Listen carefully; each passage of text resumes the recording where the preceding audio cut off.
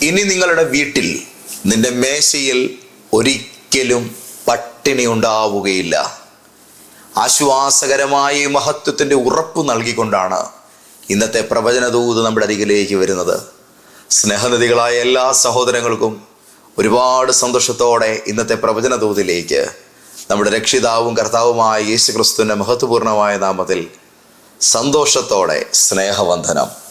വിശുദ്ധ യോഹന്നാന്റെ സുവിശേഷം 21-ാം അധ്യായത്തിൻ്റെ 12-ാമത്തെ തിരുവെഴുത്ത്. യേശു അവരോട് വന്ന് പ്രാതൽ കഴിച്ചുകൊള്ളുവീൻ എന്ന് പറഞ്ഞു. കർത്താവാകുന്നു എന്നറിഞ്ഞിട്ട് ശിഷ്യന്മാർ ഒരുത്തനും നീ ആരാകുന്നു എന്ന് അവരോട് ചോദിപ്പാൻ തുനിഞ്ഞില്ല. യേശു വന്ന് അപ്പമെടുത്ത് അവർക്ക് കൊടുത്തു. മീനും അങ്ങനെ തന്നെ. നമ്മുടെ വാഴ്ത്തപ്പെട്ട കർത്താവ് ഈ ലോകത്തേക്ക് കടന്നു വന്ന് 33 തിരുവയസ്സ് വരെ ഈ ഭൂമിയിൽ ഒരു സാധാരണ മനുഷ്യജീവിതം നയിച്ച് 33 തിരുവയസ്സിൽ നമ്മളുടെ പാപങ്ങളുടെ പരിഹാരാർത്ഥം പൊന്തിയോസ് പീലാത്തോസിന്റെ കാലത്ത് കഷ്ടം സഹിച്ച് അരിമത്യായിലെ ജോസഫിന്റെ കല്ലറയിൽ അടക്കപ്പെട്ട് താൻ മുൻപ് പ്രസ്താവിച്ചിരുന്നത് പോലെ 3-ാം നാൾ മഹത്വപൂർണനായി ഉത്ഥിതനായി ഉയർത്തെഴുന്നേറ്റ് നമ്മുടെ കർത്താവായ യേശു താൻ ജീവിച്ചിരിക്കുന്നു എന്നുള്ളതായ മഹത്വപൂർണമായ വസ്തുത തൻ്റെ പ്രിയപ്പെട്ട ശിഷ്യന്മാർക്ക് ബോധ്യപ്പെടുത്തി നൽകുവാൻ അവരുടെ അരികിലേക്ക് കടന്നു വരുന്ന നിരവധി ചില സംഭവങ്ങളെ ബൈബിൾ പലയിടങ്ങളിലായി അടയാളപ്പെടുത്തിയിട്ടുണ്ട്. അപ്രകാരം യേശു തൻ്റെ പ്രിയപ്പെട്ട ശിഷ്യന്മാരെ തേടിയെത്തുന്ന ഒരു സംഭവബഹുലമായ ചരിത്രത്തിലെ ഒരു ഏടാണ് ഇപ്പോൾ ഞാൻ നിങ്ങളെ വായിച്ചു കേൾപ്പിച്ചത്. കർത്താവായ യേശു ഒരു പുലർക്കാലത്ത്, സൂര്യൻ ഉദിച്ചിട്ടില്ല, പ്രഭാതകാലമാണ്. രാത്രി മുഴുവൻ ശിഷ്യന്മാർ അധ്വാനിക്കുകയാണ്. അത്യധ്വാനം ചെയ്തിട്ടും ഒന്നും കിട്ടാതെ വിഷമിക്കുന്ന അവരുടെ ജീവിത പടകുകളെ തേടി ആദ്യമേ പത്രോസിനെയൊക്കെ കർത്താവ് തിരഞ്ഞെടുക്കുന്ന സമയത്തെന്ന പോലെ യേശു പിന്നെയും കടന്നു ചെല്ലുകയാണ്. അന്ന് രാത്രി മുഴുവൻ അധ്വാനിച്ചിട്ടും ഒന്നും കിട്ടാത്ത തൻ്റെ ശിഷ്യന്മാർ അരികിലേക്ക് യേശു കടന്നു ചെന്നിട്ട് കുഞ്ഞുങ്ങളെ കൂട്ടുവാൻ വല്ലതും ഉണ്ടോ എന്നൊക്കെ അവരോട് ചോദിക്കുന്ന വളരെ ലാളിത്യപൂർണമായ ഒരു സൗഹൃദ സംഭാഷണത്തിൻ്റെ വിശദാംശങ്ങളും ബൈബിൾ രേഖപ്പെടുത്തിയിട്ടുണ്ട്. പിന്നീട് കർത്താവ് അവർക്ക് വേണ്ടി ഉയർത്തെഴുന്നേറ്റ തൻ്റെ തൃക്കരങ്ങളാൽ ചെയ്യുന്ന ഒരു പ്രവൃത്തിയാണ് ഇവിടെ വായിച്ചു കേൾക്കുന്നത്.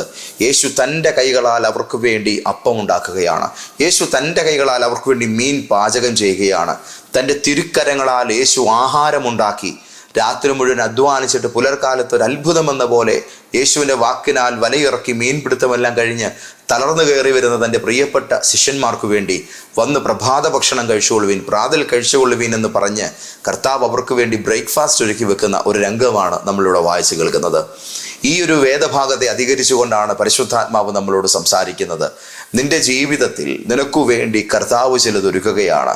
അതിലേറ്റവും മർമ്മപ്രധാനമായത് എന്തെന്ന് ചോദിച്ചാൽ, നിന്റെ ജീവിതത്തിൽ ഉയർത്തെഴുന്നേറ്റ കർത്താവ് നൽകുന്ന ഏറ്റവും വലിയ ഉറപ്പാണ് തൻ്റെ കരങ്ങളാൽ നിന്റെ വിശപ്പടക്കുവാൻ വേണ്ടത് അവൻ നൽകും എന്നുള്ളത്.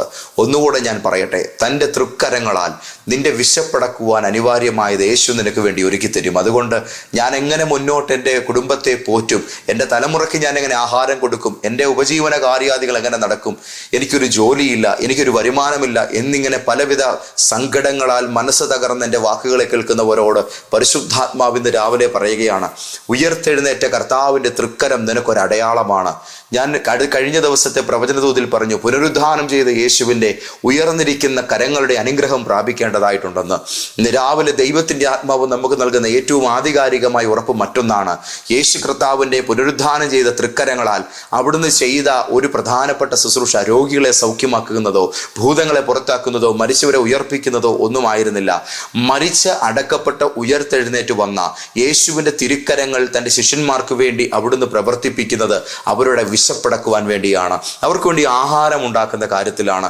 ഇന്ന് രാവിലെ ഞാൻ നിങ്ങളോട് പറയുന്നു, നിന്റെ കുടുംബം മുന്നോട്ട് പോകുവാൻ ആവശ്യമായത് യേശുവിൻ്റെ കരം നിനക്ക് വേണ്ടി ഒരുക്കാൻ പോവുകയാണ്. ഹല്ലേലൂയ. നിന്റെ വിശപ്പടക്കുവാൻ വേണ്ടത് ദൈവത്തിൻ്റെ കരം നിനക്ക് വേണ്ടി ഒരുക്കി തരാൻ പോവുകയാണ്.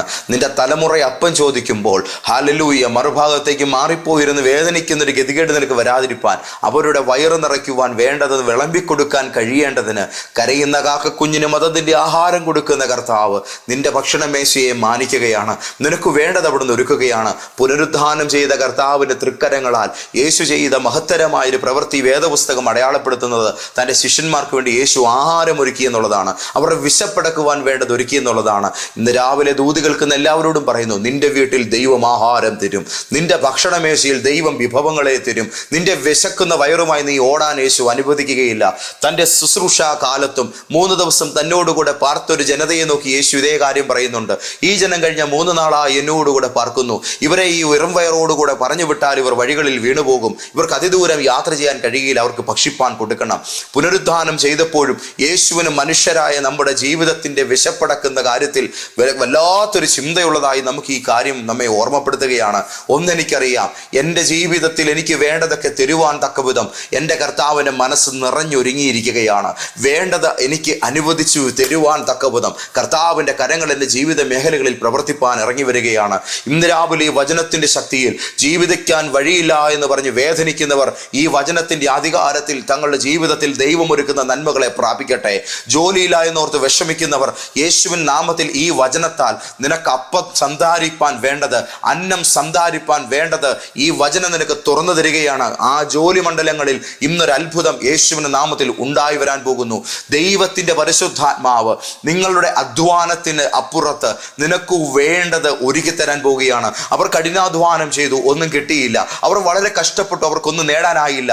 വളരെ ഓടിയിട്ട് നേടാൻ കഴിയാത്ത നിന്റെ ലൈഫിനെ, വളരെ കഷ്ടപ്പെട്ടിട്ടും ഒന്നും സംസാരിപ്പാൻ കഴിയാതെ പോയ നിന്റെ ജീവിതത്തിൻ്റെ അവസ്ഥയെ യേശു കണ്ടിട്ട് മറികടന്നു പോവുകയല്ല.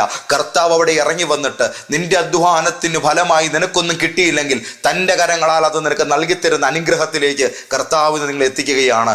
ഞാനൊരു ദൈവാലോചന ഇതിനോട് ചേർന്ന് വളരെ ശക്തമായി പറയുവാൻ ആഗ്രഹിക്കുന്നു. കഴിഞ്ഞ നാളുകളിൽ ഒരുപാട് കഷ്ടപ്പെട്ടിട്ട്, ഒരുപാട് വേദനിച്ചിട്ട്, ഒരുപാട് അത്യുധ്വാനം ചെയ്തിട്ട് ഒന്നും ജീവിതത്തിൽ അങ്ങനെ വേണ്ട വിധം നേടാൻ കഴിയാതെ പോയതിൽ അധ്വാനം മാത്രമാണല്ലോ, ഞാൻ ഒഴുക്കിയ വിയർപ്പും കണ്ണുനീരും മാത്രമാണല്ലോ എനിക്ക് ഉള്ളത് എന്നുള്ളതായ സങ്കടത്തോടുകൂടി എന്നെ കേൾക്കുന്ന ചിലരോട് പരിശുദ്ധാത്മാവിന്റെ നിറവിൽ ഇന്ന് രാവിലെ ഞാൻ വിളിച്ചു പറയട്ടെ, നീ ഒഴുക്കിയ കണ്ണീർ തുള്ളികൾക്കും നീ ഒഴുക്കിയ ഓരോ വിയർപ്പ് കണങ്ങൾക്കും പകരമായി ദൈവത്തിന്റെ തൃക്കരങ്ങളാൽ ഇന്നുവരെ നിനക്ക് വേണ്ടി ആരും തരാത്തൊരു അനുഗ്രഹം ദൈവം തന്റെ തിരുക്കരങ്ങളാൽ നിനക്ക് വേണ്ടി ഒരുക്കി തരികയാണ്.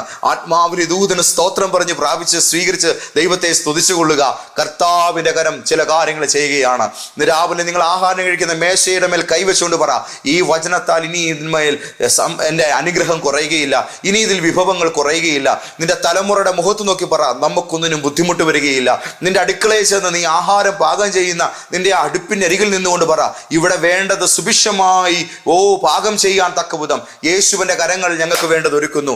ജോലി ഉണ്ടോ ഇല്ലയോ എന്നുള്ളത് എനിക്കറിയില്ല, പണമുണ്ടോ ഇല്ലയോ എന്നുള്ളത് എനിക്കറിയില്ല, നിങ്ങൾക്ക് മുന്നോട്ട് പോകാനുള്ള നിർവാഹം ഉണ്ടോ ഇല്ലയോ എന്നുള്ളത് എനിക്കറിയില്ല. പക്ഷെ ഒന്നെനിക്കറിയാം, നിന്റെ വീട്ടിൽ നന്മ കുറയില്ല.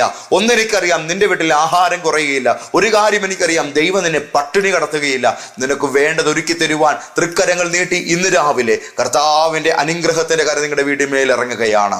ഉയർത്തെഴുന്നേറ്റ യേശു തൻ്റെ തിരുക്കരങ്ങളാൽ നമുക്ക് വേണ്ടി ചെയ്യുന്ന ഏറ്റവും സവിശേഷമായ ഒരു കാര്യമായി നമുക്കിതിനെ കാണാൻ കഴിയുന്നു. അവിടുന്ന് നമ്മുടെ വിശപ്പടക്കുവാൻ വേണ്ടത് നമുക്ക് വേണ്ടി ഒരുക്കുന്നു. യഹോവ നിന്നെ എല്ലായ്പ്പോഴും നടത്തുകയും വരണ്ട നിലത്തിൽ നിന്റെ വിശപ്പിനെ അടക്കി നിന്റെ അസ്ഥികളെ ബലപ്പെടുത്തുകയും ചെയ്യും. നീ നനവുള്ള തോട്ടം പോലെയും വെള്ളം വറ്റാത്ത നീരുറവോയും പോലെ ആയിരിക്കും.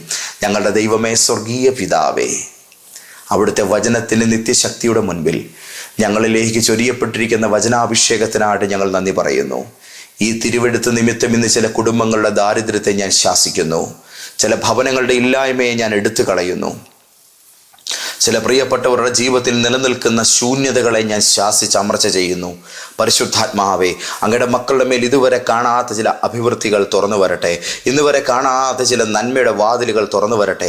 ദൈവമാണ് എനിക്കിത് ഒരുക്കിയതെന്ന് പറയത്തക്ക വിധം, കർത്താവാണ് എനിക്കിത് അനുഗ്രഹിച്ച് നൽകിയതെന്ന് പറയത്തക്ക വിധം ശ്രേഷ്ഠമേറിയ ചില സന്തോഷങ്ങൾ ഇവർക്ക് വേണ്ടി എൻ്റെ കർത്താവ് വിളമ്പിക്കൊടുക്കുന്നതിനായിട്ട് സ്തോത്രം. എൻ്റെ യേശുബസൻ ഇന്ന് ഇവർക്ക് വേണ്ടി ഒരുക്കിയത് പ്രാപിപ്പാൻ നിന്റെ മക്കളെ സഹായിക്കും. പ്രാർത്ഥന കേട്ടതിനായിട്ട് നന്ദി, യേശുരാജാവിൻ നാമത്തിൽ തന്നെ. ആമേൻ, ആമേൻ, ആമേൻ. ധാരാളമായി കർത്താവ് നിങ്ങളെ അനുഗ്രഹിക്കട്ടെ. ഞായറാഴ്ച കോട്ടയത്ത് ഇന്ത്യൻ റെഡ് ക്രോസ് സൊസൈറ്റി ഓഡിറ്റോറിയത്തിൽ നമ്മുടെ ലൈഫ് ചേഞ്ചർ പ്രോഫറ്റിക് ചർച്ചിൻ്റെ ആരാധന നടക്കുന്നു. നിങ്ങളെ ഞാൻ അതിലേക്ക് ക്ഷണിക്കുന്നു. കർത്താവ് നിങ്ങളെ അനുഗ്രഹിക്കട്ടെ. ആമേൻ.